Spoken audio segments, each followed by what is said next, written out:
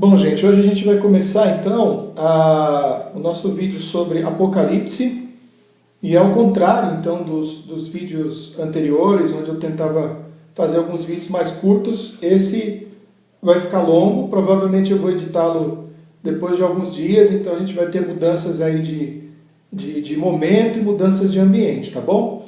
Então nessa primeira parte, que é uma parte introdutória, eu quero retomar algumas questões que são importantes e fazer algumas avaliações daquilo que a gente já vem vendo aí durante todo o curso, tá bom? Antes disso, você que é aluno, se interessa em receber os vídeos, se inscreve aí no canal, dá o toquezinho também lá no sininho, que assim que a gente der uma olhada no vídeo lá, postar o vídeo, você vai conseguir assistir e vai receber informação, tá bom? Lembrar também que a gente não tem todos os vídeos do Novo Testamento aqui, porque o restante já foram dados em sala de aula, tá bom? A outra questão, antes que alguém questione por que de Pedro foi para Judas, porque na verdade as aulas de João, 1ª, 2ª e 3ª João, nós tivemos em sala de aula e eu juntei, né, diferentemente do cânon, que aparece 1 Pedro, João e depois Judas, eu juntei Judas com 2 Pedro, por causa da similaridade que existe entre Judas e o capítulo 2 até o versículo 3, 4, 5 do capítulo 3 de 2 Pedro, tá bom? Então não esquece disso, foi por isso que a gente deu aquela juntada nas informações, tá bom? Vamos ver Apocalipse, tá? Apocalipse quer dizer revelação, e vamos antecipar aqui e também reforçar algumas coisas que a gente já viu em sala de aula, tá bom? Primeiro, o nosso curso é um curso introdutório sobre a Bíblia, para que depois você possa fazer um trabalho de exegese e de hermenêutica um pouco mais profundo, para tentar entender melhor os significados do texto. Então essas informações desses vídeos são informações preliminares e mais genéricas, mas são extremamente importantes e fundamentais para a compreensão do texto, tá bom? A gente está baseando todos esses cursos de panorama do Antigo Testamento e do Novo naquilo que a gente conhece como tríade hermenêutica, tá bom? O que é a tríade hermenêutica? É a análise de um texto para sua compreensão a partir do tripé formado pela literatura, formado pela história e formado pela teologia. Vamos explicar um pouquinho aqui o que é cada um deles. O que é literatura? É a compreensão do texto, tá bom? A Bíblia é texto, é um documento que foi escrito. A gente precisa olhar para ele e entender o que é esse documento. Então, pensando muito friamente, o que a gente tem na Bíblia? Diversos tipos de literatura. A maior parte da Bíblia é composta basicamente de poesias e de cânticos. Você não pensa só nos livros poéticos de Jó, Salmos, Provérbios, Cântico dos Cânticos, Eclesiastes como literatura poética. Não. A poesia está em Gênesis, em Êxodo, Levíticos, Números, Deuteronômio, está nas cartas de Paulo, está no Apocalipse e em uma série de outros lugares, tá bom? A outra questão, você tem relatos, narrativas, que contam histórias, né, e fatos que aconteceram com as pessoas, alguns trazendo datas e outras não, mas uma sequência de informações a respeito de fatos históricos. Então, tudo isso a gente tem na Bíblia. Então, toda vez que a gente vai analisar um texto, a gente tem que levar em conta isso. Se lembre nas nossas aulas dos paralelismos, que são muito comuns na literatura judaica. Aquele formato ABBA, ABCD, CBA, no formato que às vezes você encontra até nos formatos musicais, na maneira como as músicas são escritas. Até mesmo as parábolas, como a gente já viu, muitas delas elas seguem também esse padrão, tá bom? Então é a primeira coisa que a gente precisa ver. A história. O texto ele foi escrito dentro de um contexto histórico. O que isso significa? Ele está conversando com a sua época. Então, por isso, é extremamente importante a gente conhecer o contexto. Quando eu falo de história, eu estou dizendo contexto. Então, Davi escreveu por volta do ano 1000 a.C., dentro de uma cultura que ainda estava se estabelecendo na Terra Prometida, onde há muitas guerras, basicamente a economia é agrícola, o idioma é o hebraico. Então, todos esses elementos são elementos importantes e fundamentais para a gente conhecer o contexto e compreender essa literatura dentro do seu momento, porque eles estão conversando com o seu momento. Toda vez que a gente pega uma ideia de hoje e tenta colocar dentro do texto bíblico, a gente comete um erro que a gente chama de anacronismo, tá bom? Então a gente tem que evitar o anacronismo. O que é isso? Eu pego uma ideia de hoje, por exemplo, a luta que existe hoje em relação ao feminismo e ao machismo, e fazer essa leitura com a cabeça de hoje dentro do texto bíblico numa cultura completamente diferente. Com certeza vai dar problema e vai dar dificuldade. Lembra, por exemplo, quando a gente estudou Lucas, e alguns ainda não viram Lucas, mas a gente vai ver agora com a turma no semestre que vai iniciar, que a linguagem de Lucas e dos evangelhos, ela tem uma preocupação de ser uma linguagem masculina e feminina também. O próprio Jesus, ele é identificado com diversas figuras femininas. Eu não estou dizendo com isso apenas os encontros que Jesus teve com mulheres, mas, por exemplo, o reino de Deus se assemelha a uma mulher que perdeu uma moeda e ela sai procurando aquilo, e diversos outros modelos e exemplos. Então, existe muita linguagem feminina associada a Jesus, e isso é bastante significativo para nós.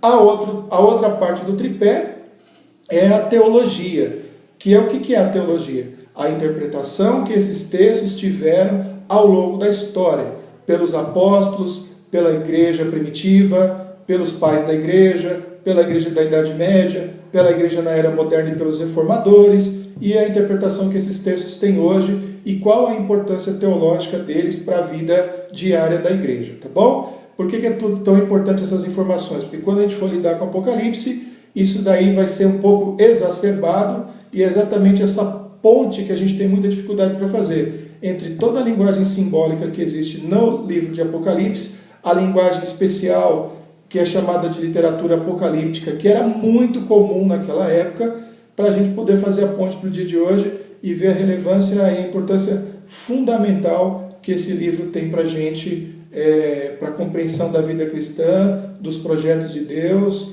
e da edificação da igreja, tá bom? Então é isso aí. Bom, para a gente começar a nossa análise do livro de Apocalipse, a gente sempre faz aquela devocional e a gente procura ancorar já alguns conceitos a partir do texto que a gente escolhe. Eu escolhi o texto de Laodiceia, eu vou ler um trechinho dele, está lá no capítulo 3, a partir do verso 14, diz assim: E ao anjo da igreja que está em Laodiceia, escreve: Isso diz o Amém, a testemunha fiel e verdadeira, o princípio da criação de Deus. Eu sei as tuas obras, e sei que não é frio e nem quente. Oxalá foras frio ou quente. Assim, porque és morno, e não é frio nem quente, vomitar-te-ei da minha boca. Como dizes, sou rico e estou enriquecido, e de nada tenho falta, e não sabes que és um desgraçado, miserável, pobre e cego e nu. Aconselho-te que de mim compres ouro provado no fogo, para que te enriqueças, e vestidos brancos para que te vistas, e não apareça a vergonha da tua nudez, e que unja os teus olhos com colírio, para que vejas. Eu repreendo e castigo todos quantos amo, sê, pois, zeloso e arrepende-te. Eis que estou à porta e bato, e se alguém ouvir a minha voz e abrir a porta, entrarei em sua casa, e com ele cearei, e ele comigo. E ao que vencer, lhe considerei que se assente comigo no meu trono, assim como eu venci e me assentei com meu Pai no seu trono. Quem tem ouvidos para ouvir, ouça o que o Espírito diz às igrejas. A carta de Laodiceia é a última carta, endereçada aqui às 7 igrejas da Ásia. Para as 7 igrejas para a qual a revelação, o próprio livro de Apocalipse, a carta de Apocalipse é endereçada. E ela é bastante interessante porque ela tem uma riqueza simbólica muito grande. Os dispensacionalistas, e aí você vai ver isso quando for estudar escatologia em Teologia Sistemática 4, são aqueles que fazem uma divisão da história em 7 dispensações diferentes. Então eles dizem, por exemplo, que existiu a dispensação da criação, a dispensação do Éden, depois o período patriarcal, até a entrada. Então eles dividem a história em 7 fases diferentes.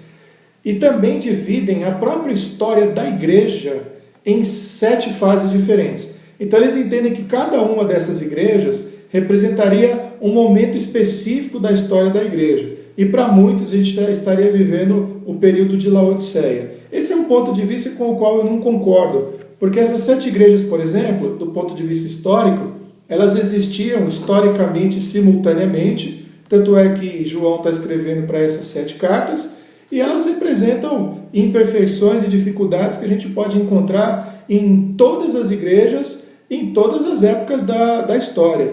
Desde o começo, até antes de uma igreja realmente instituída, a gente já tinha dificuldades com crentes, com posicionamentos diferentes. Você vê lá no começo da igreja primitiva, a gente tem o caso de Ananias e de Safira, a gente tem o Simão Latoeiro, depois a gente tem o problema com os judaizantes, com a questão da circuncisão. Você vai para Colossenses, você já tem uma heresia ali que a gente não sabe se é uma heresia pré-gnóstica, a gente não sabe exatamente o que está acontecendo, mas é um demérito na pessoa e no ministério de Jesus Cristo, uma espécie de esvaziamento da sua divindade.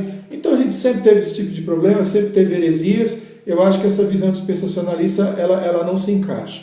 Algumas coisas que são interessantes, aí você já começa a entender essas pontes entre a questão da história, a questão da literatura. Bom, é uma carta dirigida a uma igreja, a um anjo, que pode ser um pastor, pode ser alguém que cuida daquela igreja, ou quem sabe até uma entidade espiritual superior que quiser ir para aquela igreja. Depois a gente pode ver isso aí com mais detalhes. E existe uma riqueza muito grande ali. Bom, que momento que a igreja está vivendo? De muita perseguição, e uma das questões que pesam bastante é o culto ao imperador.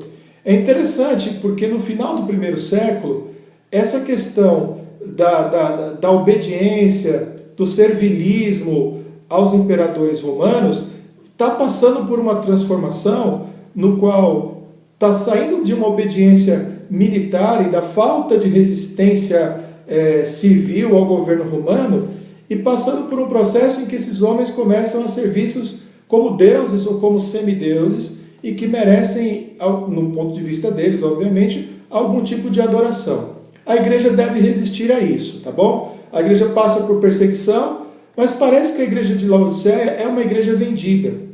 Ela é composta por pessoas muito ricas que fazem comércio ali naquela região da Ásia e, obviamente, elas, ao não se vender para esse tipo de culto, para esse tipo de idolatria, não se venderem para esse tipo de negócio, elas conseguiriam manter a sua estrutura, a sua riqueza. E eles fazem, então, um jogo duplo. Eles prestam culto, dizendo que é uma coisa meramente exterior, sem maiores implicações internas, para que eles possam manter a sua vida regalada, a sua vida tranquila. Outros elementos que traz o texto, além da riqueza comercial, as vestimentas, por isso uma referência, né, para que vista as vestes, para que não fique nu. Um colírio, que provavelmente eles produziam ali naquela região, e lógico, trazia algum benefício oftalmológico. A água, que é uma referência a fontes termais, e que na interpretação de alguns era uma água que quando você tentava ingerir podia causar alguma forma de vômito, porque não era uma água nem quente e nem fria, era uma água morna. Por isso vai fazer uma referência aos crentes ali daquela região, que eles não eram completamente fiéis a Deus e também não eram completamente infiéis aos Césares, aquela questão toda.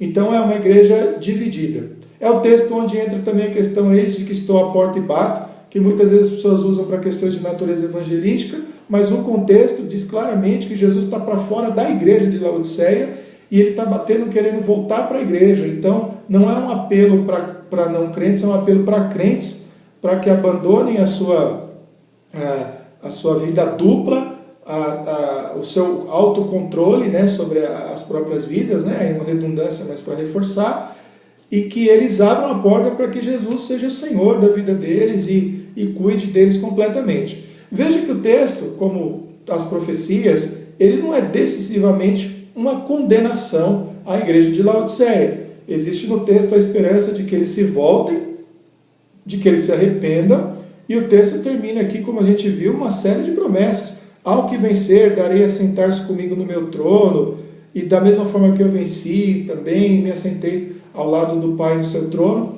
Então é um texto também que começa com uma palavra de repreensão muito forte, acusa os pecados, aponta de uma forma muito objetiva, está inserido dentro do contexto histórico, levando em consideração a vida religiosa, levando em consideração a economia, levando em consideração a visão teológica que aquela gente toda tem e dizendo para eles, vocês precisam se voltar para mim, me servir integralmente, abandonar o culto ao imperador, o apreço que vocês têm pela riqueza, o medo que vocês têm do empobrecimento, e vocês devem ser fiéis a mim. Se vocês forem fiéis a mim, eu garanto a vocês, vocês vão vencer. Não é uma mensagem interessante para a igreja de hoje? Não é bastante relevante? Não dá para a gente fazer uma série de pontes entre a igreja de Laodiceia e a igreja do nosso tempo? Uma igreja vendida para a cultura, uma igreja que se entregou à cultura e não quer abrir mão da cultura, uma igreja que não quer ter prejuízo, uma igreja que está entregue ao politicamente correto e que não consegue se posicionar em relação às mazelas que existem dentro e fora da igreja, uma igreja que faz vista grossa para os problemas políticos e sociais e não se levanta com uma voz profética e condenadora. Você vê, por exemplo, até mesmo pastores e ministros evangélicos que se tornam, por exemplo, políticos e acabam se tornando também corruptos e ladrões. Não tem muito a ver a mensagem de Laodiceia? Eu acho que tem bastante a ver, e você pode fazer uma série de outras reflexões se você pegar cada um dos detalhes da carta endereçada e pensar, sobretudo, que a carta de Laodiceia está dentro do contexto de Apocalipse, que é um contexto em que está se exigindo obediência a Deus, fidelidade a Deus, coragem para confrontação de hereges e confrontação também de autoridades políticas e militares instituídas. A gente está falando de Roma, dos Césares e de tudo mais, e é muito importante a gente pensar nesse texto, da importância dele para aquele tempo e fazer a ponte para hoje. Fica essa nossa reflexão e vamos agora olhar para mais detalhes de autoria, estrutura do livro e outras coisas mais, tá bom? Eu vou completar essa parte devocional. Então a gente já falou um pouquinho sobre a igreja de Laodiceia. Vamos pegar um trecho um pouquinho mais para frente de Apocalipse, para a gente fazer alguns comentários e algumas devocionais, questões devocionais, para orientar vocês também, para dar uma ideia de como é que a gente pode pregar e de que coisas a gente pode explorar também dentro do livro de Apocalipse, tá bom? Então é uma referência aos capítulos 12 e 13. Eu não vou ler aqui, mas eu vou pedir para você ler na sua Bíblia e a gente vai fazer esses comentários, tá bom? Então essa parte devocional e explorando esses simbolismos também. Então, pregar é sempre desafiador em Apocalipse por causa dos simbolismos, tá bom? Então, ele é um livro que foi inspirado por Deus, então ele tem um poder, que é um poder especial, de fazer uma referência para o passado e também de trazer mensagens para a gente hoje. É sempre assim que a gente lê a Bíblia, né? A gente pega as histórias do passado, não ia ser diferente com o Apocalipse, e traz para elas para o presente também. Os leitores eram capazes de entender tudo, eu já disse isso, ou de entender quase tudo. Então, a mensagem de Apocalipse ela é simples, baseada no capítulo 12 e 13, tá? E de uma forma geral. O mundo foi criado por Deus, o homem se rebelou, e Satanás também, e o homem pode ser salvo pela fé, e o diabo vai ser destruído. Mas muitos homens não querem a verdade de Cristo, e serão precipitados no lago de fogo após uma vitória apoteótica e final de Jesus Cristo contra toda sorte de mal e contra Satanás. Mas enquanto isso, os crentes fiéis sofrem perseguição e vivem em meio a falsidades, mas devem se manter firmes. Vamos para alguns símbolos que a gente tem nos capítulos 12 e 13 de Apocalipse. Nos versículos de 1 a 5, a gente tem uma mulher, e a mulher é Israel, e as 12 tribos, tá? Representando as 12 tribos. E a criança nascida ali é Jesus. Os versos de 6 a 9, o dragão é obviamente Satanás, e o texto diz que ele foi expulso do céu. Os versos de 10 a 12 fala de crentes e dos crentes em Jesus Cristo que são vitoriosos. Satanás está revoltado e ele guerreia sem sucesso contra o povo de Deus, que são os filhos da mulher que têm o testemunho de Jesus Cristo. E o deserto é uma clara referência a Moisés, mas nesse caso o ambiente onde os crentes vivem em oposição ao diabo, tá? E aí começam os símbolos mais complicados, esses são os mais simples, tá? Então, primeiro começa com a descrição da trindade do mal. A trindade do mal aparece nos capítulos 12 e 13. O dragão, que é Satanás, ele já foi descrito aqui no nosso comentário. Agora nós temos uma besta do mar. Ela blasfema, vence os santos, tem autoridade sobre os povos.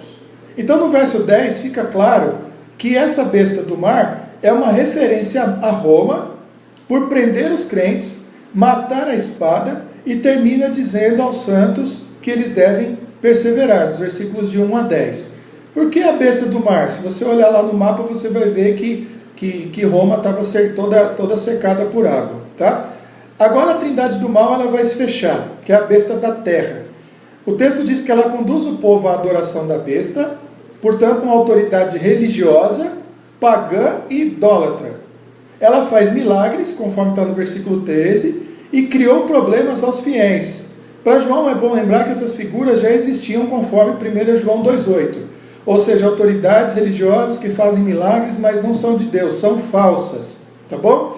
Eu não vou lembrar agora a referência, mas lá em Deuteronômio, a gente é muito interessante, a gente fala assim, um profeta ou uma instituição religiosa, se ela disser alguma coisa e se cumprir, é porque ela é verdadeira. Se ela disser e não se cumprir, é porque ela é falsa. Mas é importante perceber que a Bíblia ensina que mesmo Satanás vai prometer coisas e as coisas vão acontecer. E aí a gente tem que saber quais são as intenções que estão por trás disso e para onde eles vão apontar. Portanto, a gente não pode ter essa simplicidade, essa inocência de achar que porque está um milagre ali, as coisas estão acontecendo, a presença de Deus está ali. Não. Finalmente, e esse é o texto onde aparece o 666. O número 6 ele é imperfeito e incompleto. E ele é uma referência ao diabo, ao falso profeta e ao anticristo que se encaixam nessas três descrições.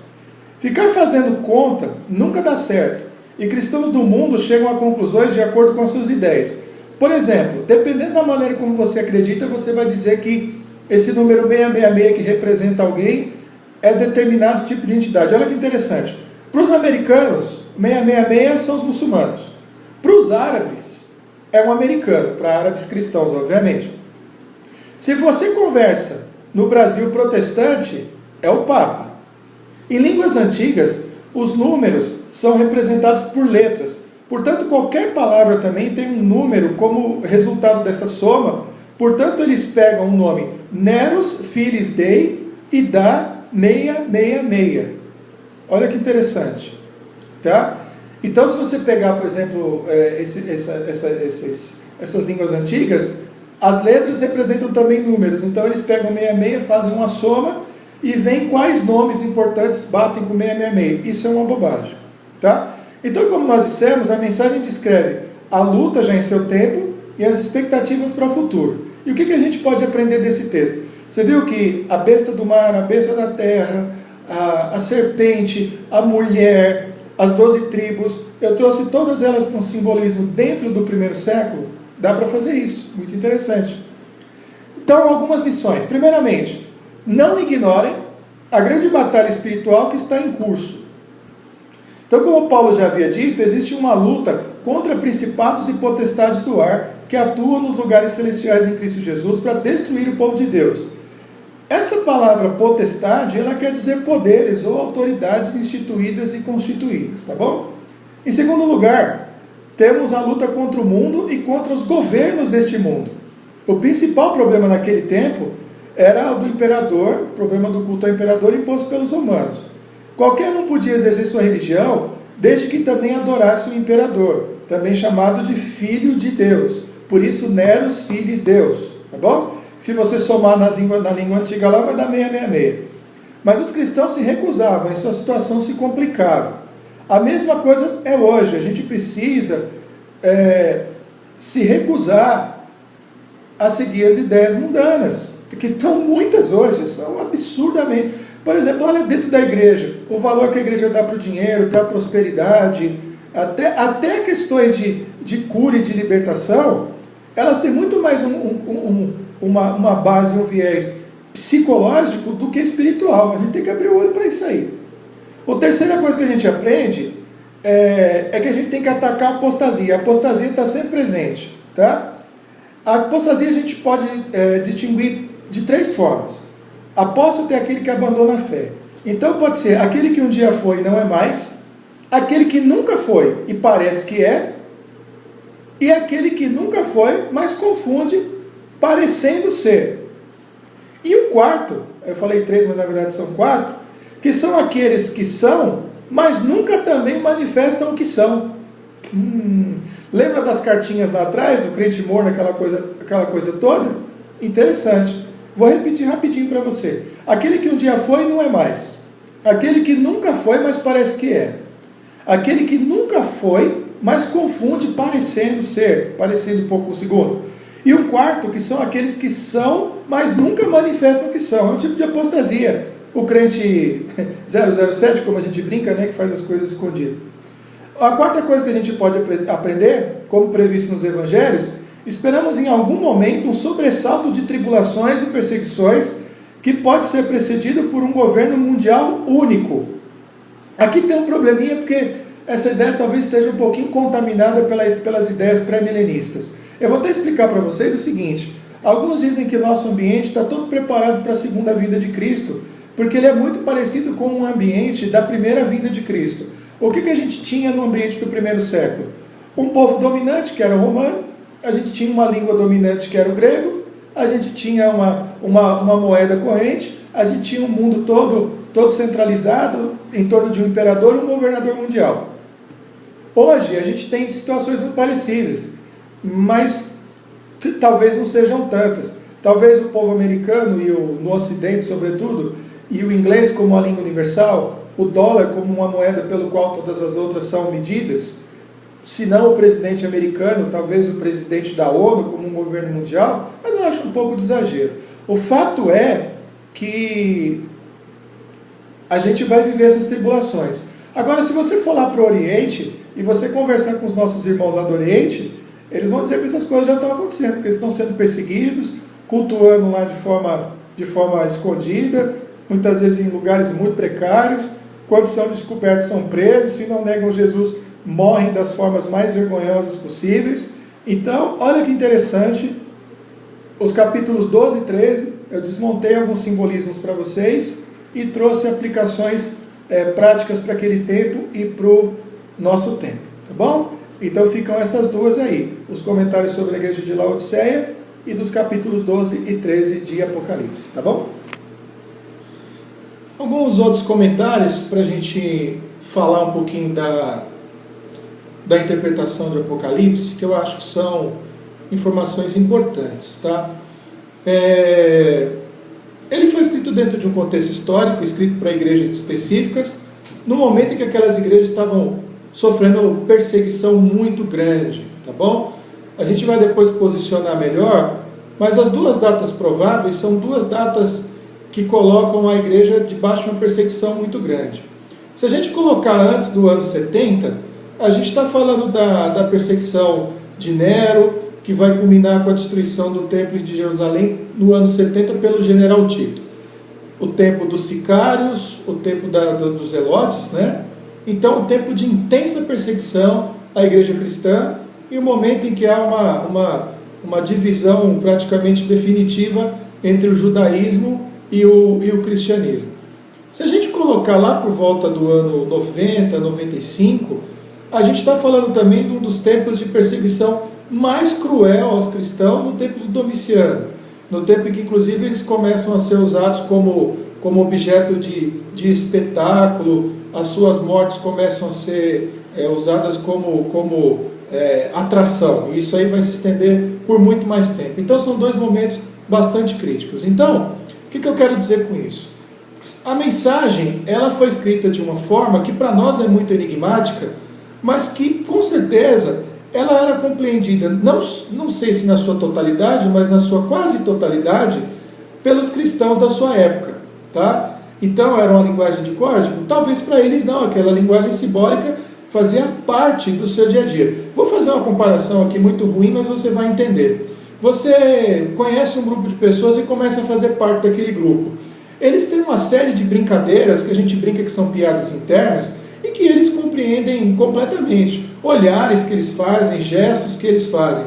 A partir do momento momento em que você entra naquele grupo, você não entende muita coisa no início.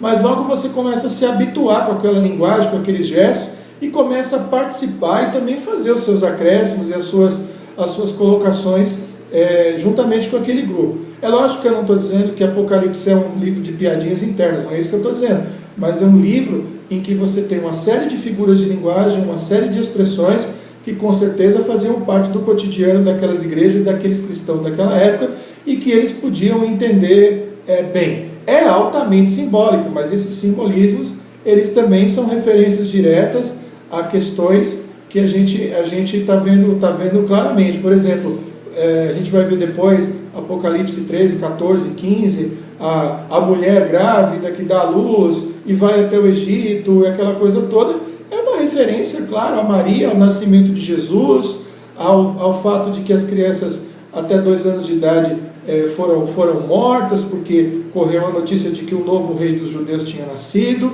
Então eles liam aquilo tudo e falavam, já sei do que o texto está dizendo. A besta que saiu do mar, a outra besta, então referências políticas e coisas dessa natureza, tá bom? Alguns dizem também que foi escrito dessa maneira para que pessoas que não fossem cristãs não compreendessem. Talvez não fosse esse o objetivo, mas claramente os cristãos podiam entender completamente aquela linguagem, tá bom? Então esses comentários são comentários importantes para a compreensão do livro também. Bom, com relação ao livro de Apocalipse, a primeira coisa que a gente vai discutir já é em relação ao seu título em grego, né? Que é Apocalipsis Iesu Cristo. Essa expressão ela está num genitivo que pode ter um duplo significado e talvez isso tenha sido até alguma coisa proposital, quem sabe. Como genitivo subjetivo, essa expressão seria uma revelação feita por Jesus Cristo. Então Jesus Cristo teria vindo e feito essa revelação. E como um genitivo objetivo, ele traria a ideia de uma revelação sobre Jesus Cristo, já que ele é o principal personagem desse livro. Então, talvez esse genitivo ele apareça aí e deixe essas duas ideias, tenha sido feita por ele, sobre ele, o que para nós não seria nenhum problema, nenhuma dificuldade. Com relação à autoria, eu não tenho dificuldade nenhuma de identificar o João de Apocalipse com o João dos Evangelhos, sendo que, na verdade, no livro de Apocalipse, a gente não tem essa referência direta de autoria. Desde o início, os pais da igreja já atribuíam ao apóstolo João a autoria dessa carta. Então, o Tertuliano, Clemente de Alexandria, Orígenes, Eusébio, que são grandes pais da igreja, conhecidos na literatura e que nos dão muito conhecimento acerca da igreja e da interpretação bíblica também daquele tempo, traziam isso, tá bom? O primeiro desafio foi no século III com Dionísio de Alexandria, dizendo que existia uma dificuldade muito grande nas duas obras em relação a vocabulário e questões de estilo, tá bom? Mas é exatamente por causa do estilo e do vocabulário dessas duas cartas que a gente defende a ideia de que o autor tenha sido o mesmo. Então, por exemplo, a expressão fontes de águas vivas, que aparece em Apocalipse 7,17, 21,6, aparece também em João 4,14 e 7,38. E somente em Apocalipse e no Evangelho de João, não aparece em nenhuma outra carta ou Evangelho do Novo Testamento.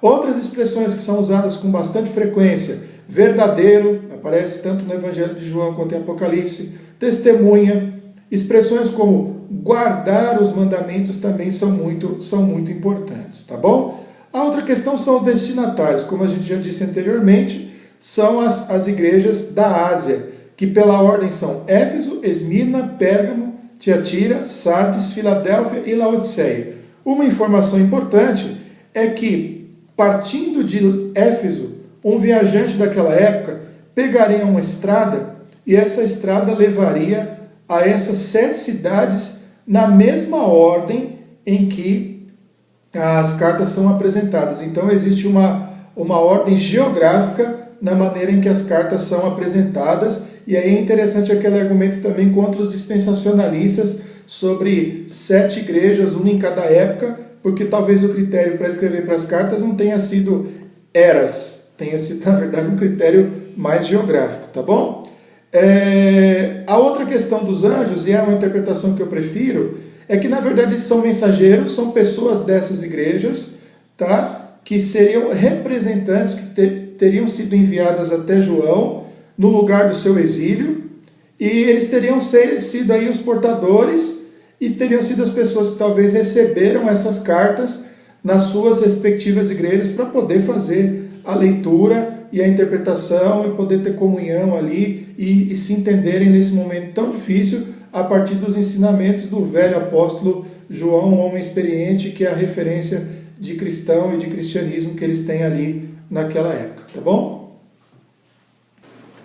O livro de Apocalipse, ele faz parte de um tipo de literatura que era muito comum já um pouco antes do tempo do Novo Testamento, antes do primeiro século, preservado também no primeiro século e no segundo século, conhecido como literatura apocalíptica, que eram livros que falavam da batalha entre o bem e o mal, entre Deus e o diabo. Mas o livro de Apocalipse, ele possui algumas características que são diferenciadas daquele outro tipo de literatura, como, por exemplo, o Apocalipse de Pedro, por exemplo, né? Então, ele, por exemplo, ele estimula uma santidade prática, em vez de um mero escapismo, que era muito comum na outra literatura, vamos fugir disso e tentar ficar livre dessas coisas. Enfatiza a esperança no presente à luz das promessas do futuro, então faz essa conexão histórica entre o futuro e o presente, e apresenta o Senhor não apenas como um juiz, mas também como um redentor. Lembra dos comentários que a gente fez, por exemplo, a respeito da igreja de Laodiceia, que apesar da repreensão duríssima, a palavra final é uma palavra de esperança para que a igreja se volte atrás dos seus pecados e dos seus erros e reencontre a verdade, tá bom? Uma outra coisa que é importante são os tipos de abordagem que o livro de Apocalipse recebeu ao longo do tempo. E são pelo menos 4 que a gente vai falar de maneira bem simplificada aqui. E eu acho que, na verdade, cada uma das 4 apresenta algum tipo de realidade ou de verdade, tá bom? A primeira a gente chama de idealista, que seria, na verdade, a ideia de que o livro de Apocalipse é uma descrição da luta entre Deus e Satanás, tendo a igreja também como participante do palco dessa briga, dessa luta cósmica entre o bem e o mal. Então seria quase como uma metáfora, né, de toda essa luta entre Deus e o diabo. A segunda é a preterista. Preterista quer dizer do passado. Isso significaria que Apocalipse não teria nenhuma relevância para os tempos que vieram após, e não teria relevância para nós, senão apenas uma relevância histórica. A gente conheceu o que aconteceu no passado. Então ela teria relevância apenas para o tempo do autor, para fortalecer aqueles crentes e os ajudá-los a conviver com os problemas de Nero, se o texto estava antes dos anos 70, no tempo da perseguição de Domiciano, se você escolhe uma interpretação por volta do ano 90 ou 95. A historicista, ela vê o livro como uma crônica da história da igreja entre a cruz e a segunda vinda. E essa abordagem, né, em qualquer interpretação de qualquer pessoa é possível, tá?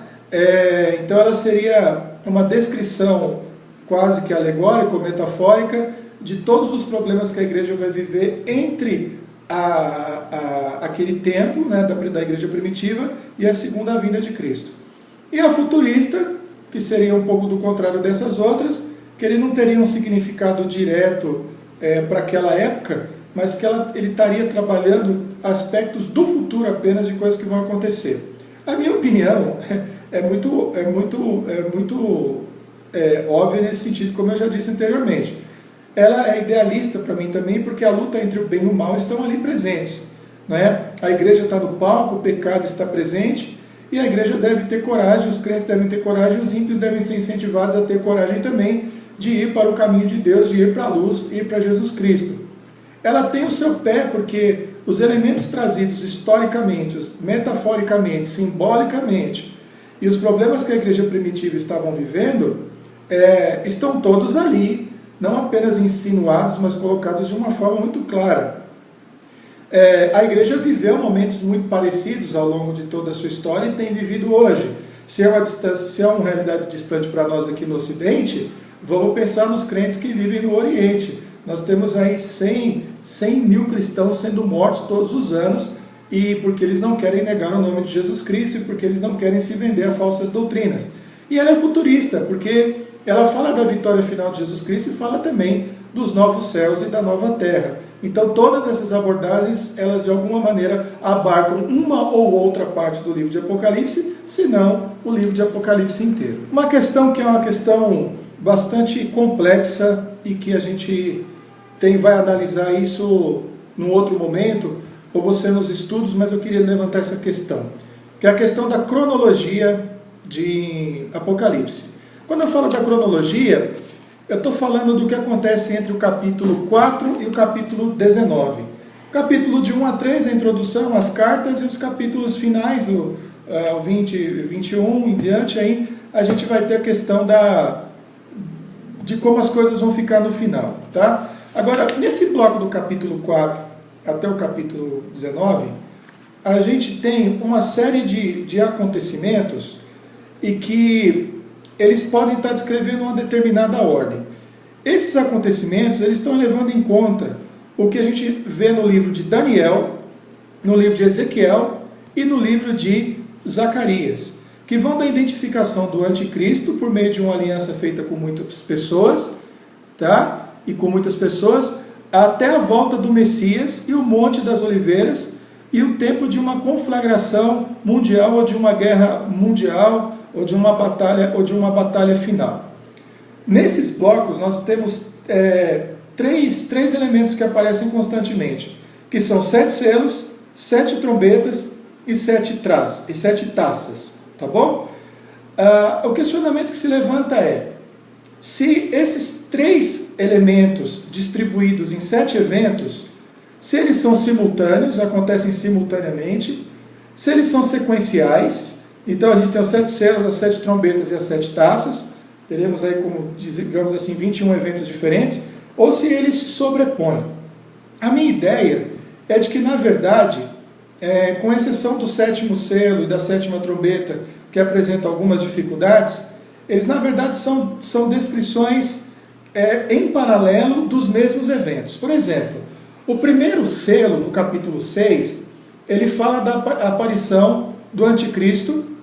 A primeira trombeta, nos capítulos 8 a 9, de uma tempestade de granizo que destrói 1/3 da vegetação. E em relação às taças, a primeira taça, no capítulo 16, úlceras malignas contra os adoradores da besta. Então eu colocaria esses 3 eventos em paralelo, uma certa simultaneidade. Vou dar mais um exemplo. A guerra em escala mundial, que é o 2º selo. A segunda trombeta, um meteoro que destrói 1/3 da vida marinha. E a segunda taça, poluição total dos oceanos e toda a vida marinha destruída. Você vê que existe um paralelo muito claro entre a segunda trombeta e a segunda taça. Vamos para terceiro selo, terceira trombeta e terceira taça. Lembrando, o terceiro selo também no capítulo 6. Fome em escala mundial.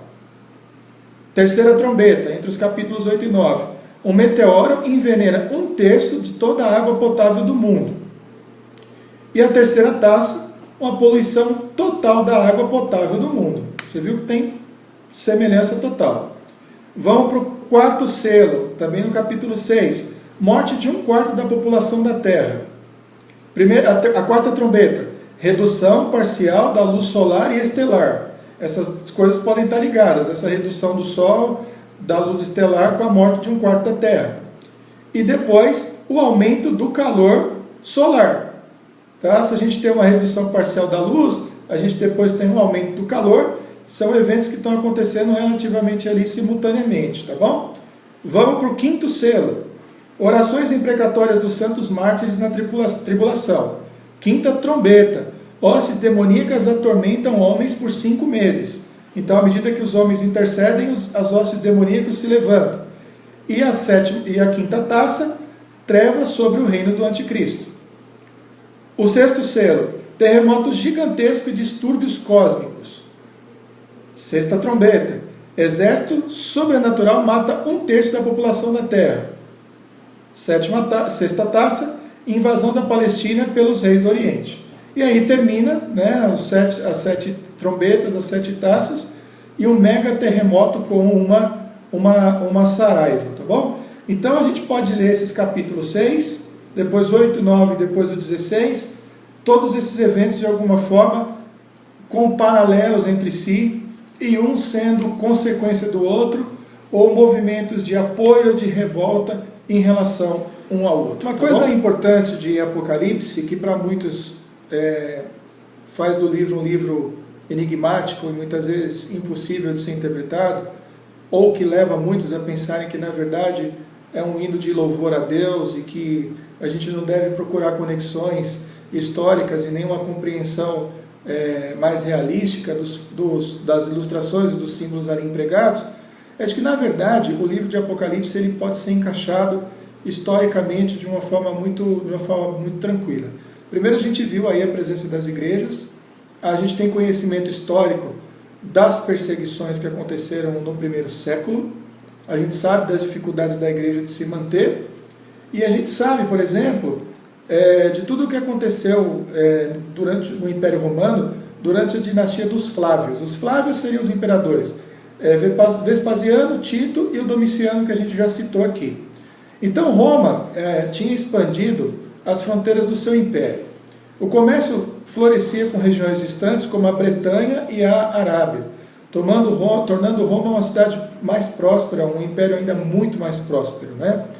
E a despeito de tais conquistas, a carga de impostos era abusiva e o governo se tornara crescentemente repressivo e totalitário, especialmente depois que o Domiciano, como a gente já citou, tornara obrigatório por todo o império o culto ao imperador. Então, para a enorme massa humana do Império Romano, o destino era se tornar uma sociedade abjeta e mergulhada na profunda pobreza. E o resultado disso para a igreja, obviamente, era de que a igreja poderia ser destruída e dizimada da face da terra se porventura ela não se fortalecesse, ela não se rebelasse contra esses poderios militares e esses ensinamentos dos imperadores romanos, tá? Sobretudo do Domiciano. Se a gente pudesse definir o livro com uma frase, eu diria que é a revelação de Jesus Cristo como soberano Senhor das igrejas e juiz de todo mundo, e que exige submissão e adoração a Ele. Em outras palavras, o triunfo final de Deus em Cristo, na parousia ou na manifestação de Cristo, era um motivo suficiente para que os cristãos não cedessem às pressões do sistema governamental tirano ou da libertinagem moral da sociedade decadente que os leitores de João já estavam vivendo. Então, desse modo, ele estava tentando estimular a submissão a Jesus Cristo e sua adoração, revelando sua transcendência divina, seu controle soberano sobre as igrejas e o seu triunfo final sobre a iniquidade. Então, esse propósito ele se desenvolve com base já a partir do que está escrito em Apocalipse 1:19, tá? E também vai pensar numa abordagem futurística do livro. A gente vai agora para essa parte do esboço do livro, já mais ou menos fechando aí os nossos comentários, e que é com certeza a parte talvez um pouco mais crítica. Eu não vou aqui citar todos os símbolos que tem lá e as possíveis aplicações naquele tempo para cada um deles, tá?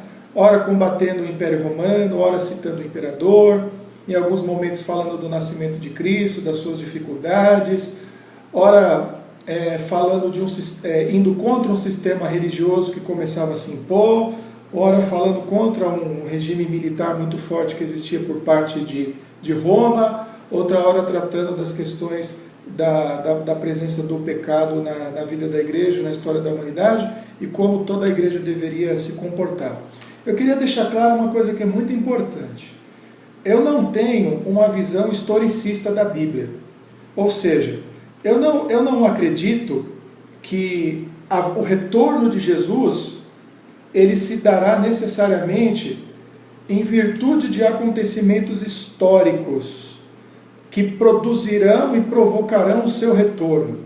O seu retorno se dará dentro de uma conjuntura mas não em virtude dessa conjuntura. É isso que é muito importante, tá? Que é isso que eu quero deixar mais ou menos claro para vocês. Então, se a gente pensasse nisso, isso vai acontecer, isso vai desencadear o retorno de Jesus, seria uma visão um pouco mais historicista. Eu acredito que o reino de Deus, ele vem sobre a sua criação, fazendo novos céus e nova terra. Haverá algum tipo de continuidade histórica, porque seremos nós, lembraremos do passado, saberemos do pecado, da maneira como Cristo venceu, mas entraremos em novidade de vida, entraremos num novo céu e numa nova terra, numa realidade que nós não sabemos exatamente ainda como é, porque ela está muito ainda um pouco camuflada nas páginas da Bíblia. A gente sabe que vai ser um reino onde haverá paz, não haverá morte. A ideia de ruas de ouro é de um lugar de muita prosperidade, de muita riqueza, de muita beleza, onde não há pecado, onde a gente vai viver em comunhão constante com Deus, reaparece a árvore da vida, corre um rio de águas perenes pela cidade que vem do trono do Cordeiro. Então a gente imagina um lugar de prosperidade, onde há comida, alimentação e tudo mais, tá bom? Então, dá para a gente dividir, você pode olhar lá no livro do Carlos Oswaldo, que foi o nosso livro-texto, que é um livro para introdução do Novo Testamento, extremamente importante, né? Que a gente pode dividir o texto de Apocalipse em 5 partes, tá bom? Então a primeira delas é a revelação da transcendência divina de Jesus Cristo, que estimula a submissão e a adoração a Ele, tá bom? Que vai do capítulo 1, versículo 1 até o versículo 19, tá bom? Então, dentro desse tem toda a apresentação, ele vai falar como é que Cristo se relaciona com o Pai e o Espírito, com o tempo escatológico, com os crentes, com a sua vinda e com a divindade. A gente pode encarar isso daí como um prólogo, né? Onde ele vai estabelecer quais seriam as suas linhas de discussão ao longo de todo o texto, tá bom? Nessa parte ainda, né, entre os versículos 9 e 20, a visão simbólica de Cristo em sua glória e em seu relacionamento com as igrejas revela a sua transcendência divina, mostrando que Ele é Senhor sobre toda a criação e que Ele está acima de toda a criação. Né? Nós temos aquele conceito de transcendência, de que Deus está acima de todas as coisas e é diferente de tudo aquilo que Ele criou, e o conceito de imanência, que a gente vê muito claramente em Cristo, por ter assumido uma forma humana e ter vivido entre nós. Tá bom? A segunda parte é a revelação do controle soberano de Jesus Cristo sobre as igrejas, estimulando a submissão e a adoração a Ele. Então esses temas são temas sempre constantes. Submissão e adoração a Ele, em contraste com a insubmissão e a desobediência e a idolatria do mundo que está ao redor ali. Então esse trecho vai do capítulo 2, versículo 1, até o 3:22, aonde você vai encontrar claramente lá todos os comentários a respeito de todas as igrejas, tá bom? A terceira parte é a parte mais longa, que é a revelação do triunfo final de Jesus Cristo sobre a impiedade e que estimula também a submissão e a adoração a Ele, que vai do capítulo 4, versículo 1 até o 22, sim, tá bom? Então, a primeira parte, do 4:1 até o 19:21, é uma descrição da vitória de Cristo sobre o sistema mundial oposto a Ele e que Ele vai revelar o seu triunfo final sobre a impiedade. Quando a gente fala de sistema mundial, a gente vai talvez pensar em teorias da conspiração, a gente vai pensar na Igreja Católica, na figura do Papa, a gente vai pensar na ONU hoje em dia como uma entidade que a gente consegue traçar paralelos muito claros entre as atitudes da ONU e atitudes que são anticristãs e que têm provocado problemas na igreja. Pode ser? O importante é perceber, e isso eu quero deixar claro, a luta contra o pecado individual dentro do coração de cada ser humano e a luta contra o pecado sistêmico, que se manifesta através dos governos mundiais e através das políticas mundiais também. Hoje a gente está vivendo os efeitos aí do globalismo, que começaram com afirmações de natureza econômica, por causa da necessidade de alimentação, da troca de produtos, da venda de produtos, e hoje isso tudo vem entrando também, transformando os ambientes em ambientes cada vez mais multiculturais, cada vez mais multiétnicos, causando aí se por um lado um pluralismo interessante, porque as pessoas têm contato com as outras, a gente também tem tido aí um descrédito cada vez maior da verdade, porque ninguém quer impor a sua verdade sobre o outro, sobre o risco de ter conflitos, de ter guerra, e é o que a gente está acontecendo, né? Está vendo aí, está assistindo de uma forma muito clara, tá? Então, dentro desse bloco do capítulo 4, versículo 1 até o 22, versículo 5, a gente pode fazer uma divisão aí em pelo menos duas partes maiores, tá? A primeira é do 4:1 até o 19:21. Então, o retrato de Deus como Criador soberano entronizado nos céus, e introduz o tema da vitória sobre o sistema mundial oposto a Deus. Uma imagem que é muito comum no livro de Ezequiel, a glória de Deus, Deus vindo do céu e interferindo na terra. Esse texto também descreve Cristo como aquele que é digno de desvendar e executar o programa divino de juízo e antecipa a derrota do sistema mundial oposto a Deus. Ele é aquele que é digno de abrir o livro, de abrir o selo, porque foi morto e compraste para Deus homens de todos os povos, tribos, línguas e nações. Aliás, um trecho lindíssimo, existem músicas aí bacanas falando desse trecho, tá bom? Nesse momento de grande convulsão, a vida daqueles que conseguem escapar das perseguições, a vida daqueles que são destruídos, tá bom? A partir do capítulo 8, a gente tem uma descrição do segundo ciclo de juízos contra pecadores impenitentes, e revela a derrota do sistema mundial oposto a Deus. Então Deus mostra nesse texto que ele vai vencer essa oposição mundial todinha, tá bom? Se a gente olhar no capítulo 11, a gente tem ali a antecipação do céu, pela hora em que Cristo finalmente conquistará o mundo, descreve a derrota do sistema mundial oposto a Deus.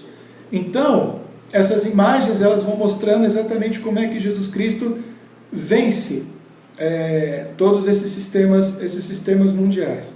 Quando a gente está falando disso, gente, vocês não podem ter medo de fazer associações com esses elementos que a gente tem hoje. Eu vou até dar alguns exemplos aqui, problemas, por exemplo, com marxismo cultural, com socialismo, com ideologias de gênero, a questão da perseguição religiosa que acontece hoje pelo mundo inteiro.